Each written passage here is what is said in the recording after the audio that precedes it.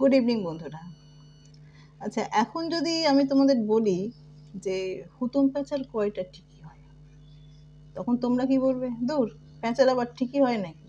আরে বাবা, হয় হয়, প্যাঁচারও ঠিকই হয়। আর এই প্যাঁচা যেমন তেমন প্যাঁচা নয়, এ হলো দুর্দণ্ড প্রতাপ প্যাঁচা। আমি কথা বলছি জোড়াসাঁকোর জমিদার কালীপ্রসন্ন সিংহের। তার ছদ্মনাম ছিল হুতুম প্যাঁচা। তিনি হুতুম প্যাঁচা এই ছদ্মনামে তিনি লিখতেন। তো 19 শতকে কলকাতার ধনী বাবুদের না বিচিত্র রকমের উদ্ভট সমস্ত শখ ছিল। তো কালীপ্রসন্ন সিংহের এরকমই একটা উদ্ভট শখ ছিল। তিনি কি করতেন, কেন বা তার এই শখটা হলো আর কি, কি কারণে তিনি এরকম অদ্ভুত শখ পোষণ করতে শুরু করলেন, সেটা নিয়ে যে কয়েকটা কথা বলি। সে সময় ব্রাহ্মণদের ব্রাহ্মণত্ব শুধুমাত্র পৈতে দিয়ে বিচার করা হতো না, তাদের পৈতের সঙ্গে সঙ্গে টিকি থাকতো মাথায়, সেটা দিয়েও কিন্তু তাদের ব্রাহ্মণত্ব অনেক সময় বিচার করা হতো। এই উপনয়ন হওয়ার সাথে সাথেই তাদেরকে কতগুলো নিয়ম কানুন পালন করতে হতো। যেমন তোমার জপটি সন্ধ্যা জপ করা, আহ্নিক করা, টিকি ধারণ করা, ইত্যাদি ইত্যাদি ছিল। এখন এই সমস্ত নিয়ম পালন করলেই যে সমস্ত ব্রাহ্মণ নিষ্ঠাবান হয়ে যাবেন তেমনটা কিন্তু নয়। তা সেটা হয় না। শুধুমাত্র পদবী ধারণ করছে বলেই সে একটা নিষ্ঠাবান জ্ঞানীগুণী ব্রাহ্মণ, এই ব্যাপারটা কালীপ্রসন্ন সিংহ যে হয় না এটা, সেটা কালীপ্রসন্ন সিংহ বুঝতে পেরেছিলেন একটা বিশেষ ঘটনার মাধ্যমে। তো আগেকার দিনে জমিদার বাড়িতে বিশেষ কোনো ব্রত উৎসব অনুষ্ঠান হলেই পূজা অর্চনার শেষে ব্রাহ্মণদের গো দান করার একটা প্রথা ছিল। বিভিন্ন রকম দান করা হতো, তার মধ্যে গো দানটা ছিল একটা অন্যতম। তো সেরকমই কোনো একটা অনুষ্ঠানে ব্রাহ্মণদের গো দান করা হয়েছিল। তো এবার যাদের গোদান করা হয়েছিল সেই ব্রাহ্মণদের মধ্যে একজন ব্রাহ্মণ, তিনি বাড়ি ফেরার পথেই যে গরুটি থেকে দান করা হয়েছিল সেই গরুটি তিনি কসাইয়ের হাতে বেচে দেন, এবং সেই কথাটা কালীপ্রসন্ন সিংহ মহাশয়ের কানে যায়।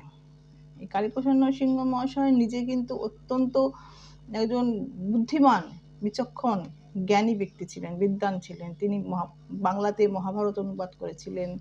তিনি মাত্র 30টা বছর তিনি পৃথিবীতে ছিলেন, এই অল্প সময়ের মধ্যেই তিনি অনেকগুলি ভাষায় তিনি দক্ষতা অর্জন করেছিলেন। তিনি নাটক লিখেছেন, তিনি রঙ্গমঞ্চে অভিনয় করেছেন, তিনি রঙ্গমঞ্চ প্রতিষ্ঠা করেছেন। তো এহেন যে গুণী এই জমিদার বাবু, তার মেজাজটাও কিন্তু ভীষণ কড়া ছিল। তো তার কানে যখন খবর গেল সেই ব্রাহ্মণ তিনি দান করা গরুটিকে কসাইয়ের কাছে বেচে দিয়েছেন, তিনি ভীষণ রেগে গেলেন এবং সেই ব্রাহ্মণকে তিনি ধরে নিয়ে এলেন। ধরে নিয়ে এসে তিনি টিকিটা শাস্তিস্বরূপ কেটে নিলেন।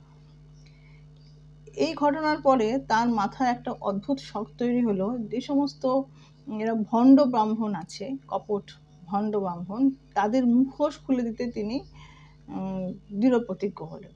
তিনি কি করতেন, ওই সমস্ত ব্রাহ্মণদের তিনি তর্ক যুদ্ধে আহ্বান করতেন। যেসব ব্রাহ্মণেরা, তিনি তো যেহেতু তিনি নিজে খুবই জ্ঞানী ছিলেন, বিদ্বান পণ্ডিত ছিলেন, তো যে সমস্ত ব্রাহ্মণেরা তর্কযুদ্ধে তার কাছে পরাজিত হয়ে যেত, তিনি তাদের কাছ থেকে টিকিটা কেটে নিতেন। অবশ্য তাদেরকে দক্ষিণা দিতেন প্রচুর, এবং সেই টিকিটা তিনি আলমারিতে সংরক্ষণ করতেন, সাজিয়ে রাখতেন, এবং টিকিট তলাতে লিখে রাখা হতো কার থেকে কত দক্ষিণার বিনিময়ে সেই টিকিটটি সংগৃহীত হয়েছে। এরকমভাবে সংগ্রহ করতে করতে তার সংগ্রহে 51টি টিকি হয়েছিল।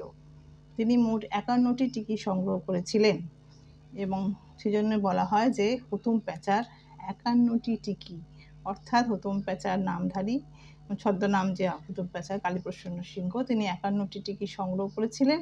তাকে টিকি কাটা জমিদারও বলা হতো। তাহলে তোমরা শুনলে যে হুতুম প্যাঁচার কটা টিকি এবং কেন তার এতগুলো টিকি। তো কেমন লাগলো আজকের এই আলোচনাটা অবশ্যই আমাকে জানিও। আর যারা ফেসবুকে আমাকে দেখছো, এটা শুনছো যারা, তারা আমার পেজটাকে ফলো করে দিও। আর যারা ইউটিউবে দেখছো তারা আমার চ্যানেলটাকে সাবস্ক্রাইব করে আমার পাশেই থেকো। আবার নতুন নতুন কোনো টপিক নিয়ে আলোচনা করব তোমাদের সাথে। খুব ভালো থেকো। টাটা।